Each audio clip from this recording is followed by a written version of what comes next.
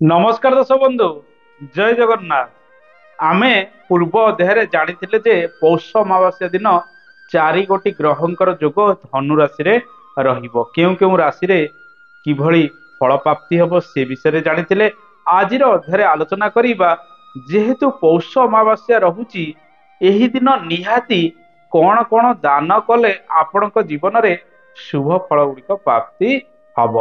दर्शक बंधु, चलित इंग्राजी ଜାନୁଆରୀ ମାସ 11 ତାରିଖ 2024 ମସିହା ଗୁରୁବାର ଦିନ ପୌଷ ଅମାବାସ୍ୟା ପାଳନ କରାଯିବ। ଏହାକୁ ମଧ୍ୟ ବକୁଳ ଅମାବାସ୍ୟା କୁହାଯାଏ। ଏହା ଏକ କୃଷି ଭିତ୍ତିକ ପର୍ବ ଅଟେ। ଏହି ଦିନ ପ୍ରତ୍ୟେକଙ୍କ ଘରେ ପ୍ରାୟତଃ ପୂଜା ଅର୍ଚ୍ଚନା କରାଯାଏ ଏବଂ ଆମ୍ବ ମୂଳରେ ପୂଜା କରାଯାଇ ଗଇଁଠା ଭୋଗ ସେଠାରେ ଲଗାଯାଏ ଏବଂ ଶ୍ରୀମନ୍ଦିରରେ ମଧ୍ୟ ବକୁଳ ଲାଗି ଅମାବାସ୍ୟା ବହୁତ ଆଡମ୍ବରରେ ପାଳନ କରାଯାଏ। ଦର୍ଶକ ବନ୍ଧୁ, ଏ ଦିନର ମହତ୍ଵ ଅନେକ ରହିଛି। ଯେହେତୁ ଅମାବାସ୍ୟା ରହୁଛି ଆପଣ ବିଭିନ୍ନ କର୍ମ ଗୁଡିକ କରିବେ, କିନ୍ତୁ କିଛି ନିର୍ଦ୍ଦିଷ୍ଟ ଦାନ ରହିଛି। ଏଇ ଦାନ ଗୁଡିକ କଲେ ଆପଣଙ୍କର ଉତ୍ତରତର ଉନ୍ନତି ହୋଇଥାଏ। ଅମାବାସ୍ୟା ଯଦି ଦେଖିବା 10 ତାରିଖ ଦିନ ରାତ୍ର 8:13 ଠାରୁ ଅମାବାସ୍ୟା ତିଥି ଆରମ୍ଭ ହବ। ତେଣୁ ରାତ୍ର 8:13 ଠାରୁ ଆପଣ ଅମାବାସ୍ୟାର ନିଶା ମଧ୍ୟ ପାଳନ କରିବେ ଏବଂ ତା ପରଦିନ ଜାନୁଆରୀ ମାସ 11 ତାରିଖ 2024 ମସିହା ଗୁରୁବାର ଦିନ ଅମାବାସ୍ୟା ମଧ୍ୟ ଦିନ ତମାମ ରହିବ। ତେଣୁ ତିଥିଟି ଦିନ ତମାମ ରହୁଥିବାରୁ ଆପଣ ସକାଳେ ପ୍ରାତଃ ସ୍ନାନ କରନ୍ତୁ। ପ୍ରାତଃ ସ୍ନାନ କଲା ପରେ ଆପଣ ସୂର୍ଯ୍ୟ ଦେବଙ୍କୁ ପ୍ରଥମେ ଜଳ ଅର୍ଘ୍ୟ ଦିଅନ୍ତୁ, କାରଣ ପିତୃର କାରକ ଗ୍ରହ ରବି ଅଟନ୍ତି। ରବିଙ୍କର ଉପାସନା ଯିଏ ପ୍ରତ୍ୟେକ ଦିନ କରେ କର୍ମ କ୍ଷେତ୍ରରେ ତାକୁ ସଫଳତା ପ୍ରାପ୍ତି ହୋଇଥାଏ। ପିତୃଦେବଙ୍କର ଆଶୀର୍ବାଦ ମଧ୍ୟ ତା ଉପରେ ରହିଥାଏ।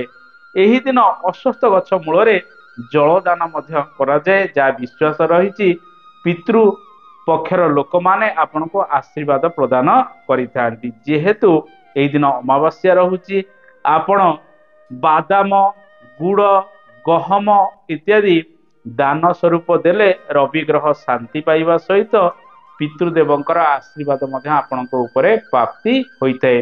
କୌଣସି ଗରିବ ଅସହାୟ ଲୋକଙ୍କୁ ଆପଣ ଏହି ଦିନ ଜୋତା କିମ୍ବା କମ୍ବଳ ଇତ୍ୟାଦି ଦାନ ଦେଲେ ମଧ୍ୟ ଅନେକ ଶୁଭ ଫଳ ଗୁଡିକ ମିଳିଥାଏ। ପିତୃଦେବଙ୍କର ଆଶୀର୍ବାଦ ଆପଣଙ୍କ ଉପରେ ରହିଥାଏ। ଏହି ଦିନ ଆପଣ ନିଜର ସକ୍ଷମ ଅନୁଯାୟୀ ଘିଅ, ଅରୁଆ ଚାଉଳ, କ୍ଷୀର, କପୁର ଇତ୍ୟାଦି ଦାନ ଦେଲେ ବୈବାହିକ ଜୀବନରେ ସୁଖ ଶାନ୍ତି ପ୍ରାପ୍ତି ହୋଇଥାଏ।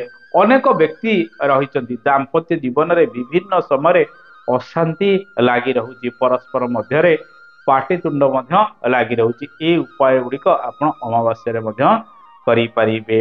ଦର୍ଶକ ବନ୍ଧୁ, ଏହା ସହିତ ଆପଣଙ୍କର ସକ୍ଷମ ଅନୁଯାୟୀ ଆପଣ ମଧ୍ୟ ଧୋତି, ଗାମୁଛା, ଅନ୍ନଦାନ ଯଦି କରୁଛନ୍ତି କୌଣସି ବ୍ୟକ୍ତିଙ୍କୁ ଯାହାର ନିହାତି ଆବଶ୍ୟକ ରହିଛି, ତାହେଲେ ପିତୃଦେବ ମଧ୍ୟ ପ୍ରସନ୍ନ ହୋଇଥାନ୍ତି। ଏହି ଉପାୟ ଗୁଡିକ ମଧ୍ୟରୁ ଯେକୌଣସି ଉପାୟ ଆପଣ କରିପାରିବେ।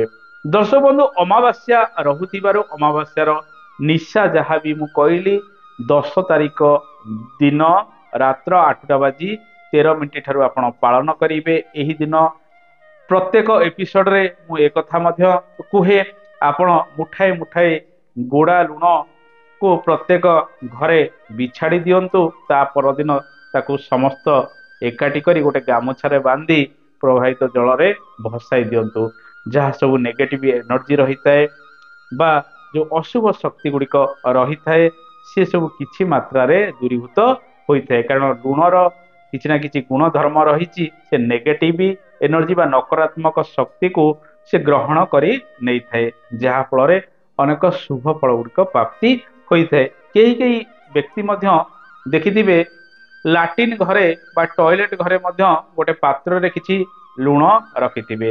ଯୋଉ ନେଗେଟିଭ ଏନର୍ଜି ଗୁଡିକ କ୍ରିଏଟ ହଉଛି ସେ ବାତାବରଣ ଗୁଡିକ ବହୁତ ଶୁଦ୍ଧ ହୋଇଯାଏ ଲୁଣର ପ୍ରଭାବରେ। ତେଣୁ ଲୁଣର ମହତ୍ଵ ଅନେକ ରହିଛି।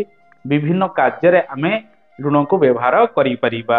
ଆୟୋଡିନ ଲୁଣ ନେବେ ନାହିଁ। ଆମର ଯୋଉଟା ସମୁଦ୍ର ଲୁଣ ଗାଈ ଗୋରୁ ଇତ୍ୟାଦି ଖାଆନ୍ତି, ସେ ଲୁଣ ଗୁଡିକ ଆପଣ ଏଠାରେ ବ୍ୟବହାର କରିପାରିବେ। ମୋଟା ମୋଟା ବଡ ବଡ जो गुड़ा लुण ताकू कहती।